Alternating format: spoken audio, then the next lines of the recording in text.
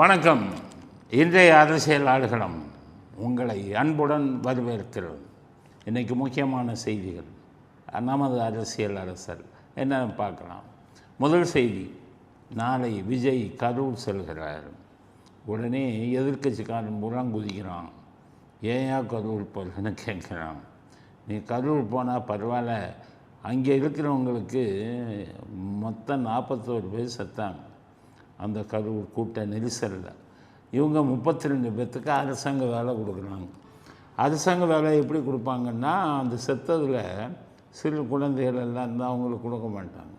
யாராச்சும் வேலை பார்த்து அந்த குடும்பத்தை காப்பாற்றினவங்க இருந்தால் அவர்களுக்கு அவங்க குடும்பத்தில் யாருக்காவது ஒருத்தருக்கு அரசாங்க வேலை கொடுப்பாங்க. இதுக்கு நோக்கம் என்னன்னு கேட்டிங்கன்னா, வீட்டில் திடீர்னு செத்து போயிட்டாங்கன்னு அந்த குடும்பம் ரொம்ப கஷ்டப்படுவாங்க. அதற்காக ஒரு அரசாங்கத்திலேருந்து தனியாரில் வேலை கொடுக்க முடியாது, அரசாங்கம் இல்லையா, அதனால் தனியார் வேலை கொடுக்க முடியாது, அரசாங்கத்தில் வேலை கொடுக்குறான். இது குதிக்கிறான் சிபிஐஎம் என்ன சொல்கிறான், நீ கொடுக்காத, தேர்தல் இது அரசாங்க வேலை கொடுக்காத அப்படிங்கிறோம். அந்த இவர் திருமாவளவன் அவருக்கு எப்போ வழக்கம் தானே, எல்லாருமே கொடுக்காதங்கிறோம். இது கொடுக்காது, கிருஷ்ணசாமி எல்லாருமே.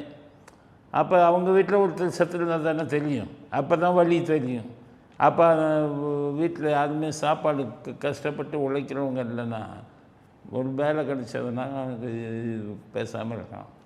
இப்போ ஏற்கனவே அஜித்குமார்னு ஒரு பையனை அடித்து கொண்டாங்க. இன்றைக்கி வர அதுக்கு நீதி கிடைக்கல. இவங்க யாரும் அதுக்கு நீதியும் கொடுக்க முடியாது. அப்போ ஸ்டாலின் அவங்க தம்பிக்கு அரசாங்க வேலை கொடுத்தாரு, அஜித்குமார் தம்பிக்கு. அப்போ யாரும் வாயத்திறந்தானா, அந்த இந்த கூட்டம் யாராவது ஒருத்தர் வாயத்திறக்கார். அப்போ அஜித்குமாருக்கு கொடுத்தாங்களப்பா, அது மாதிரி கரூரில் செத்தவங்களுக்கும் கொடுக்குறாங்க. உங்களுக்கு என்னப்பா வந்தது? அதனால் இறந்தவர்களுக்கு குடும்பத்தில் வேலை கொடுப்பது என்பது காலம் காலமாக நடந்து வரக்கூடிய விஷயம். அதோட என்ன கொடுப்பாங்க, வீட்டில் யாரும் தகுதி உள்ளவங்க இருக்காங்களான்னு பார்ப்பாங்க. படிப்பு தகுதி இல்லைன்னா பியூன் வேலை கொடுப்பாங்க. படிப்பு தகுதியெல்லாம் இருந்துச்சுன்னா அவங்களுக்கு கிளார்க் வேலை கொடுப்பாங்க. இதுதான் அரசாங்க வேலைங்கிறது ஒன்றும் இல்லை, அது நிரந்தரமான வேலை. நாளைக்கு அந்த கூட்டம் நடக்க போகுது, இங்கே ஒரு போடுறாரு, மறுபடியும் ஒரு அசம்பாவிதம் நடக்கக்கூடாது அப்படிங்கிறதுக்காக ரோட் ஷோ அப்படின்னு வச்சுட்டாங்க. ரோட் ஷோ அப்படின்னா என்னென்னா, ஒரு 10 கிலோமீட்டருக்கு அவர் போவார். ஒரே இடத்துல போடும்போது தான் கூட்டம் நிறையா வரும், இடிபாடுகள் வரும், அதில் நிறைய பேர் சாவாங்க. இந்த பிரச்சனையெல்லாம் வரக்கூடாதுன்னு சொல்லி ரோடு ஷோ அப்படியே ரோட்டில் போவார். 10.5 கிலோமீட்டருக்கு வழி நெடுக்க இவங்க நிற்கலாம். அப்போ நிறைய பேர் சாவது நம்ம தடுக்கலாம். அதனால் நாளைக்கு ரோட் ஷோ போகிறாங்க. எவ்வளவு 17,000 கான்ஸ்டபிளுங்களை காவலுக்கு போட்டிருக்காங்க. இவன் எத்தனை போட்டான்? 110 பேர், 100க்கும் குறைவாக போலீஸ்காரங்களை போட்டாங்க. அது செந்தில் பாலாஜி போலீஸ்காரங்களுக்கு ஃபோன் பண்ணி, அது எப்போ போடாத, பள்ளம் இருக்கிற இடத்துல நிறுத்து, சாலைகள் குறுகலாக இருக்கிற இடத்துலேருந்து ஆளுகளை கூட்டத்துக்கு அனுமதி கொடு அப்படின்னு அவங்கள வேலை செய்யவே விடலை. செந்தில் பாலாஜிங்கிற மனிதர் அவர்களை வேலை செய்யவே விடலை. இப்போ செந்தில் பாலாஜி என்னொன்று ஞாபகம் வருது, செந்தில் பாலாஜி முன்ஜாமீன் ரத்து ஆச்சு அப்படின்னு தாவைக்கார சங்கத்தோட காவல்துறையோட தாவைக்கார சங்கத்தில் குறை சொல்ல முடியாது. அந்த செந்தில் பாலாஜியை பேசுனதா குரலே இல்லை. செந்தில் பாலாஜி எம்எல்ஏக்களை விலை பேசினாருங்கிறது தான் குற்றச்சாட்டு. அப்போ செந்தில் பாலாஜி ஃபோனில் பேசியிருக்கணும், அதுவே இல்லை. அது இல்லாமல் ஏன் எஃப்ஐஆர் போட்டான், ஏன் செந்தில் பாலாஜியை சேர்த்தான், அதனால தான் ஜாமீனில் முன்ஜாமீனில் அவங்க வாங்கிட்டு போயிட்டாங்க. விஜய் கவனம் செலுத்தணும். போலீஸ்காரன் குட்டிச்சோராக ஆக்கிடுவான். எதுக்கு ஏன் நீ கேஸ் போட்ட, ரைட்டு, அவன் மேலே கேஸ் போட்ட, அவன் பேசுனது இருக்கணும், அவன் அதில் தலையிட்டதுக்கான விஷயங்கள் இருக்கணும். செந்தில் பாலாஜி இதில் தலையிட்டார் அப்படிங்கிறதுக்கான விஷயம் இருக்கணும்ல. அதனால் காவல்துறை நீங்கள் கண்காணிக்கணும். சரியாக கண்காணிக்காதனால அவன் பாட்டுக்கு ஒரு எஃப்ஐஆர் போட்டோடனே முன்ஜாமீன் கிடச்சி போச்சு. இப்போ இன்றைக்கி முன்ஜாமீன் கையெழுத்து போடல, நாளைக்கு போடுவாங்க. அதனால் எனக்கு அந்த ஆர்டர் காப்பி கிடைக்கணும்ல. அதனால் செந்தில் விஜயுடைய கரூர் பயணம் நாளைக்கு சமூகமாக எல்லோரும் போய் அந்த 30 செத்த 41 பேரில் 31 பேருக்கு 32 பேருக்கு அரசாங்கம் வேலை கொடுக்க போகிறாரு. அரசாங்கத்தில் தான் மொத்தம் 7 லட்சம் 8 லட்சம் பணி இருக்குது. செத்து போனான். அன்றைக்கி கள்ளச்சாராயம் ஸ்டாலின் முதலமைச்சராக இருந்தார். ஸ்டாலின் முதலமைச்சராக இருக்கும்போது கள்ளச்சாராயம் குடிச்சு எத்தனை பேர் செத்தான்? 65 பேர் செத்தான். ஒவ்வொருத்தனுக்கும் 10 லட்சம் கொடுத்தாரு. அப்போ வாயத்திறக்கலையே இந்த கூட்டம் யாருமே சீமான் வாயத்திறக்கலையே, அதே கிருஷ்ணசாமி வாயத்திறக்கலையே, கம்யூனிஸ்ட்காரன் வாயத்திறக்கலையே, 10 லட்சம் கொடுக்கலாமா? அவன் கொழுப்புக்கு கூட்டிகிட்டு போய் 10 ரூபா சாராயத்தை 15 ரூபா சாராயத்தை கொடுத்தான். அதனால் அதுக்கே 10 லட்சம் கொடுத்தாங்க. அதனால் உயிர் பலி நடந்திருக்கும் போது இதை பற்றியெல்லாம் யோசிக்கக்கூடாது அப்படிங்கிறது தான் அவங்களுக்கு இது. ஏன்னா புத்தி சொல்லக்கூடிய நிலைமையில் இருக்காங்க நம்ம அரசியல்வாதிகள் இருக்கான. அவன் எல்லாம் புத்தி சொல்லக்கூடிய நிலைமை. எதிர்கட்சியாக இருந்தால் இது நல்லது செஞ்சாலும் திட்டுவான், ஆளுங்கட்சியாக இருந்தால் கெட்டது செஞ்சாலும் ஆக ஓகோமா. நம்ம அரசியல்வாதிகள்லாம் தமிழ்நாடு அரசியல்வாதி ஃபுல்லாக கம்யூனிஸ்டில் இருந்துட்டுருக்குங்க. எல்லா பேரும் இப்படி தான் அப்படிங்கிறது முதல் விஷயம். விஜயை பற்றின கரூர் விஷயம். இப்போ விஜய் எடுத்து கேஸ் போட்டிருக்காங்க. 4 பேர் கேஸ் போட்டிருக்காங்க. 4 வழக்கு. என்னென்னா ஜெயிச்சது செல்லாது அப்படின்னு போட்டான். சரி போட்டுட்டான், இன்னும் விடுங்க, போட்டான். 4 கேஸு. இதில் வேடிக்கை என்ன தெரியுமா? அந்த கேஸ் எல்லாம் எப்போ முடியும்?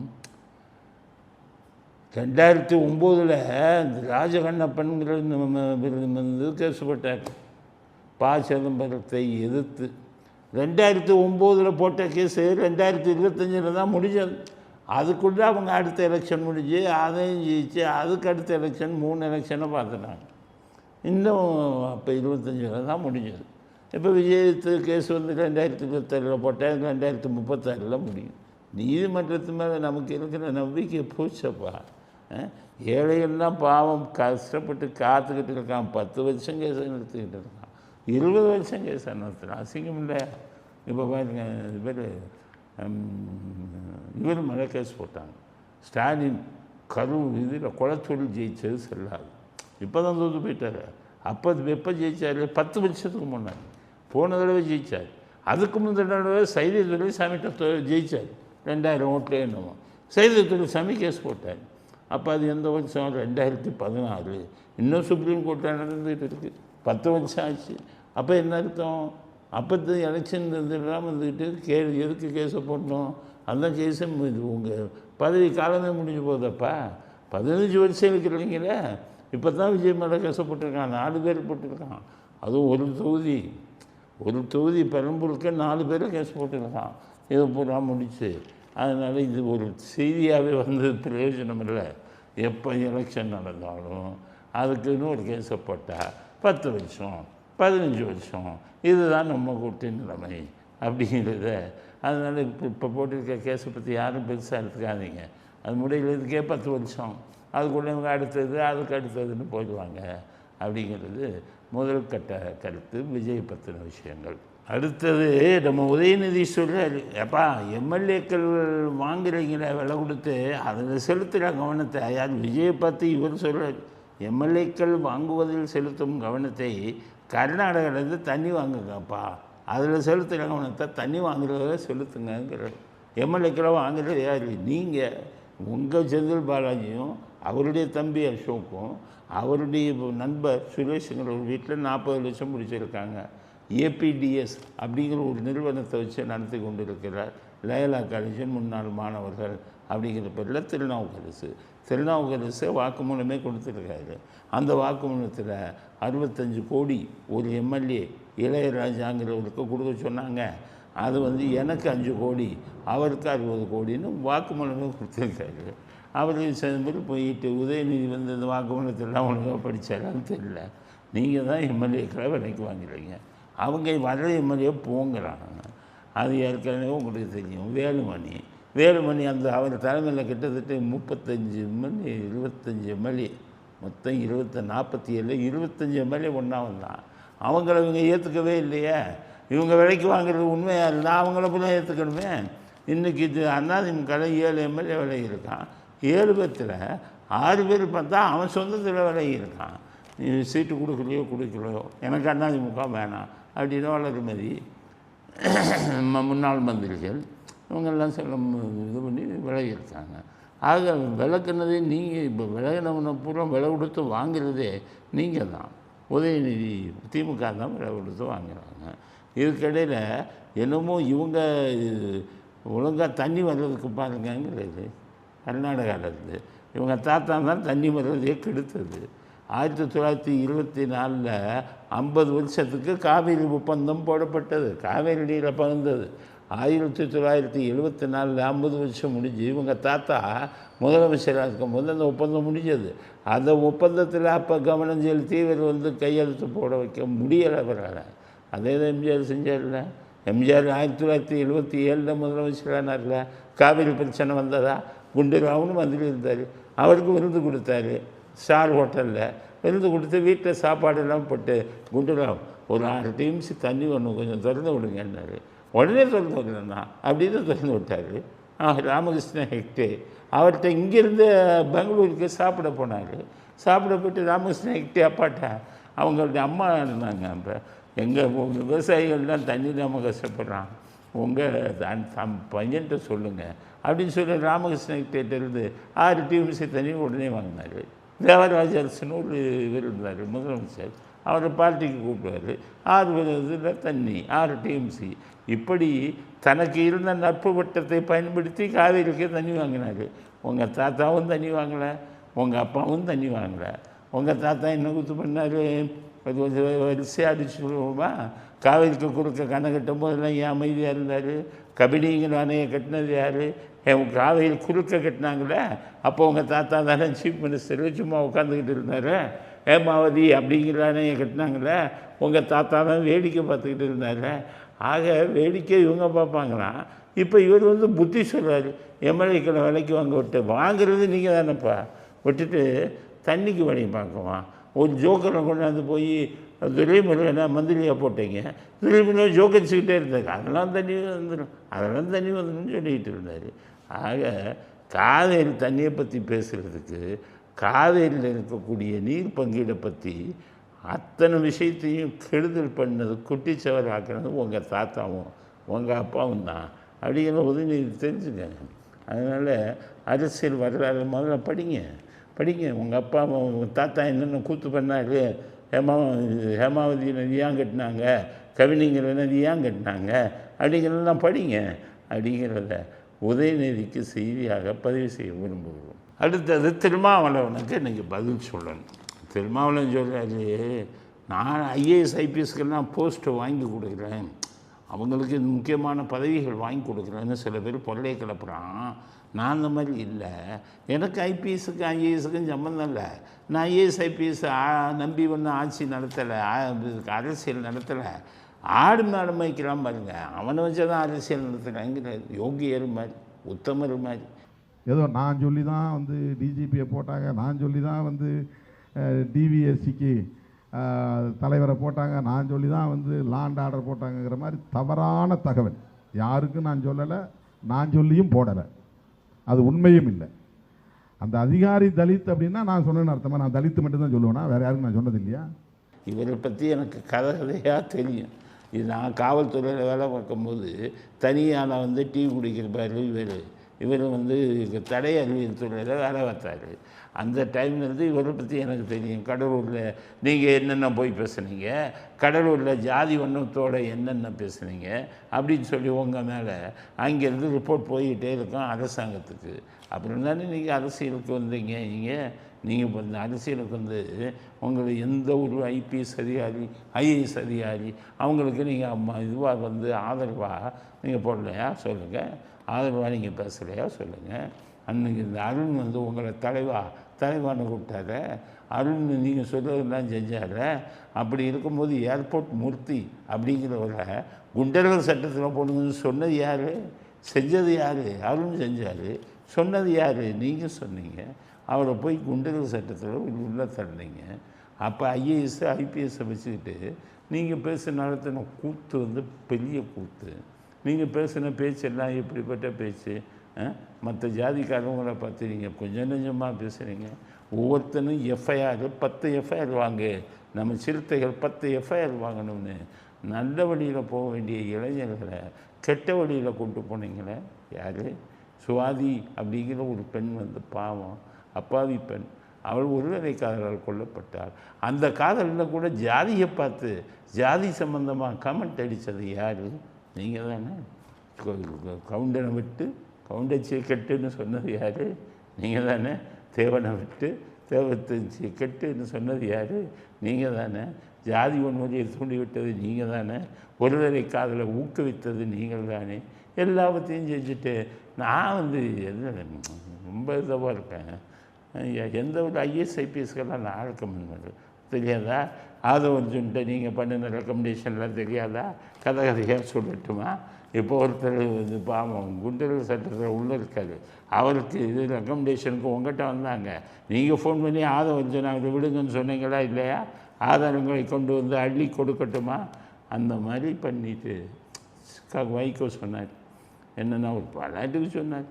என்ன சொன்னாருன்னா, இவருக்கு நோபல் பரிசு கொடுத்துட வேண்டியதான். ஏதாவது சொன்னாருன்னா, இவர் திமுகவுக்கு ஆதரவாக பேசினார். ஸ்டாலின் சொல்லி தான் நான் வந்து இவருக்கு திமுகவும் தாவேக்காவுக்கு ஆதரவு கொடுத்தேன். அதுக்காக சொன்னார், உங்களுக்கு போய் நோபல் பரிசு கிடைக்குமா? அதை ஒரு சீரியஸாக எடுத்துக்கிட்டு நோபல் பரிசு கிடைத்தால் மகிழ்ச்சி. நோபல் பரிசு எப்படி கொடுக்குறாங்கன்னு கதை தெரியுமா உங்களுக்கு? திருமாவளவன் நோபல் பரிசு எல்லாத்துக்கும் கொடுக்குறதில்ல, விஞ்ஞானத்தில் ஒவ்வொரு இதுலேயும் ஒவ்வொரு துறையிலையும் சாதனை செஞ்சவங்களுக்கு கொடுத்துருக்காங்க. அமைதிக்காக நோபல் பரிசு கொடுப்பாங்க. அது கூட அமைதியை தூண்டுபவர்களுக்குத்தான், அந்த அமைதியை போதிப்பவர்களுக்குத்தான் அந்த நோபல் பரிசு. கவுண்டரை விட்டு கவுண்டச்சி கட்டுன்னு சொல்கிறவங்களுக்கெல்லாம் நோபல் பரிசு கொடுக்க மாட்டாங்க. அதுக்கு ஒரு சிலர் கிடைத்தால் மகிழ்ச்சி. உங்களுக்கு நோபல் பரிசு கிடைக்கிறாரா? அரசியலில் நாகரீகமான அரசியலாக பண்ணீங்க. 2016 மக்கள் நல கூட்டணின்னு உருவாக்கினீங்களே, உங்கள்கிட்ட சசிகலாட்ட எவ்வளோ பணம் வாங்கி அந்த ஓட்டை பிரிச்சிங்க? அப்போ வாங்கின பணம் எவ்வளவு? நீங்கள் வைகோ கம்யூனிஸ்ட்டு 3 பேரும் விஜயகாந்த் 4 பேரும் பிரிச்சிங்களே, அந்த பணத்தின் கதையை சொல்லுங்கள். உங்களுக்கெல்லாம் நோபல் பரிசு கிடைக்குதா? அதை பற்றி அவர் பேசுகிறாரு. அவருக்கு இன்னொன்று நோபல் பரிசு இன்னொன்று என்ன சொல்கிறாரு, தாவைக்காவும் திமுகவும் ஒன்றா போடணுமா? அது எதுக்குன்னா ஆர்எஸ்எஸ்ஸை போடுறாரு. ஆர்எஸ்எஸ் தமிழ்நாட்டில் எங்கே இருக்குது? ஒரு சீட்டு கூட ஜெயிக்கலை. ஒரே ஒரு சீட்டு ஜெயிச்சிருக்கான் பாஜக. அவனை ஒழிச்சு கட்டணுமா? இவர் ஆசையை சொல்கிறார். அது ஸ்டாலினும் இவரும் ஒன்றா செய்யணும். இப்போ எங்களுக்கு ஒரு செய்தி கிடைச்சிருக்கு. என்னென்னு கேட்டிங்கன்னா, டெல்லிக்கு போன ஸ்டாலின் சொல்கிறாரு, அது ஸ்டாலினில் இன்னுமே வாழ்க்கையில் அமைதியாக இருக்க விரும்புகிறேன், இன்னொரு 5 வருஷத்துக்கு ஜெயிக்க முடியாது. இப்போ விஜய்க்கு ஓட்டு போடுற பசங்கள்லாம் 18 வயசு பசங்கள்லேருந்து போடுறாங்க. இன்னும் 5 வருஷத்தில் 13 வயசில் உள்ளவன்லாம் 18 வயசு ஆகிடுவான். எல்லோரும் அவன் ஜெயிக்க தான் ஓட்டு போடுவான். நம்ம ஆட்சி முடிஞ்சு போச்சு. அதனால் அரசியல் விட்டே விலகி நிம்மதியாக ஓய்வெடுக்க விரும்புகிறேன் அப்படின்னு சொல்லியிருக்காங்க ஸ்டாலின்கிட்ட. அங்கேயே சொல்லி உதயநிதிட்ட சொல்லி, அப்பா நீ அரசியலை பார்த்துக்கப்பா. அவர் திமுக வித்துட்டு போயிடுவார் உதயநிதி.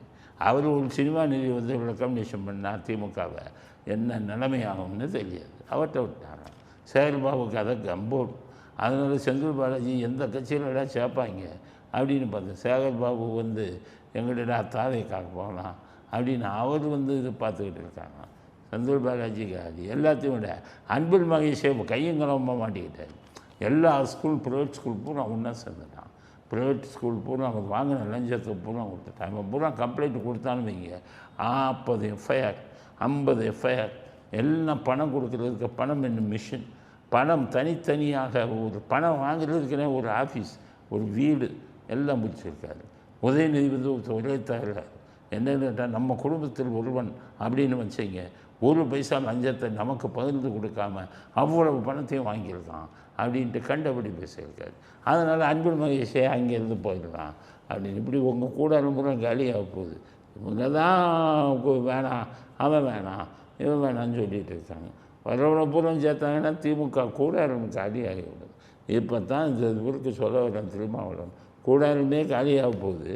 இவர் என்னடானா தாவைக்காவும் திமுகவும் ஒன்றாக சேர்ந்து செயல்பட வேலைங்க. என்ன அர்த்தம்? மறுபடியும் ஒரு ஊழலாட்சி கொண்டு வரீங்களா? இப்போ தான் ஊழலாட்சி வெளியில் போயிருக்கு. ஊழலாட்சி பண்ணின வண்டவாளங்க பூரா இப்போ வெளியே வருது. நீங்கள் இதுக்கிடையில் அவரை காப்பாற்றணுங்கிறதுக்காக, ஸ்டாலினை காப்பாற்றணுங்கிறதுக்காக இவர் திருமாவளவன் எப்படியாச்சும் இவங்க 2 பேரும் ஒன்றா சேரணும், அதுவும் வருங்கால தமிழ்நாட்டுக்கு ரொம்ப நல்லாயிருக்கும் அப்படின்னு சொல்லுகிறார். அப்படிங்கிறத புரிஞ்சுக்கங்க. அதுக்கு இப்போ இவங்க தமிழ்நாட்டு மக்கள் அப்படிங்கிறது அடுத்த கட்ட கருத்து. அடுத்து ஜூலை 15 நேரம் வரணும் அப்படின்னு சொல்லி சம்மன் அனுப்புகிறாங்க. யாருக்கு அனுப்புகிறாங்க? நம்ம அருண் அனுப்புகிறார், இவருக்கு அனுப்புகிறார். யாருக்கு? அங்கே சிகிச்சை எடுத்துகிட்டு இருக்கார் சிங்கப்பூரில். ஏப்பா ஜூலை 15 அனுப்புனதை ஏன் உடனே அனுப்பலை? முதலே அனுப்பியிருக்கலாமே. ஜூலை 15 வரை ஏன் காத்துக்கிட்டு இருந்தீங்க? தப்பிச்சு ஓட சொன்னதே நீங்கள் தானே. ஜூலை 15 காவல் காத்து அண்ணே உங்கள் மேலே கேஸ் போட சொல்லிட்டாங்கன்னு போடலைன்னா எனக்கு ஆபத்துன்னு சரியான இரிச்சவாயன்னு இவங்க டிவிக்கு தாவைக்கா என்னையை போய் நம்புகிறாங்கன்னு, அருணை போய் நம்புகிறாங்கன்னு. நான் திமுகங்கிறது எப்படி தான் இவங்களுக்கு தெரியாமல் போச்சுன்னு தெரியுதுன்னு. அதனால் நான் உங்களுக்கு அப்படியே காப்பாற்றி விடுறேன், நீங்கள் ஓடிடுங்க சிங்கப்பூருக்கு, நான் எஃப்ஐஆர் போட போகிறேன் அப்படின்னு சொல்லிட்டாரு. சொல்லிவிட்டு இப்போ என்ன சொல்லிட்டாரு? அவர் மேலே எஃப்ஐஆர் போடப்பட்டது 24 ஜூலை 15 நாள் வரணும். அவர் நிறைய வேலை பண்ணிட்டார். அது கணக்கு எழுதிட்டாங்க. ரோடே போடாமல் 3 கோடியே சம்திங். அவர் பண்ணின ஊழல் பெரிய அடுக்கடுக்காக வரணும். அது அருணை போட்டிருக்கிறதுனால அடக்கி வசிக்கிறாரு. கொஞ்சம் கொஞ்சமாக ஊழல் பண்ணார். ஏவாவேல் எல்லாம் ஆயிரக்கணக்கான கோடி, லட்சக்கணக்கான கோடி அங்கே நடந்திருக்கு. இப்போ அருண் என்ன கேட்குறேன்னா, இது இவர் மேலே அருண் நேரு நேரு மேலே எஃப்ஐஆர் போட்டாச்சு நினைக்கல, ஏன் கைது பண்ணல? அந்த டிவியும் பாருங்கள், அந்த இடி என்ன சொல்கிறான்? அமலாக்கத்துறை முதல்ல சொல்லிக்கிட்டே இருக்கலாம், நேரு மேலே எஃப்ஐஆர் போட முடியணும், நேரு மேலே எஃப்ஐஆர் போட முடியணும். இப்போ இவர் சொல்கிறாரு, அருண் சொல்கிறார் எஃப்ஐஆர் போட்டாச்சுங்கிறாரு. உங்கள் இடி என்னப்பா பண்ணுறீங்க? என்னத்தை கிடைக்கிறீங்க? இவங்க தான் அருண் இருக்கார், லஞ்சம் ஒழிப்பதில் திமுகவுக்கு சாதகமானார். அதனால் எஃப்ஐஆர் போட்டாலும் யாரையுமே கைது பண்ணுறதில்ல. விஜய் எல்லாத்தையும் வேடிக்கை பார்ப்பார், அருணையும் நம்புவார். இன்றைக்கி வருண்குமார்னு ஒருத்தர் இருந்தார், அவரும் திமுக, அவரை தூக்கி ஈரோடு அதிரடிப்படையில் போட்டாங்க. நல்ல வேலை, அவருக்கும் முக்கியமான பதவியை கொடுத்தா. அவரெல்லாம் பக்கா திமுகக்காரர். இப்போ தான் அவர் இவர் திமுகக்காரர் அப்படின்னு தெரிஞ்சிருக்கு விஜய்க்கு. அருண் மேலே அவர் அருணை பக்கத்துலேயே வச்சுக்கிறார். அருண் தான் நீங்கள் யாரை கைது பண்ண, அவன் எதிராளிக்கு என்ன கொடுத்தாலும் வரலப்பா.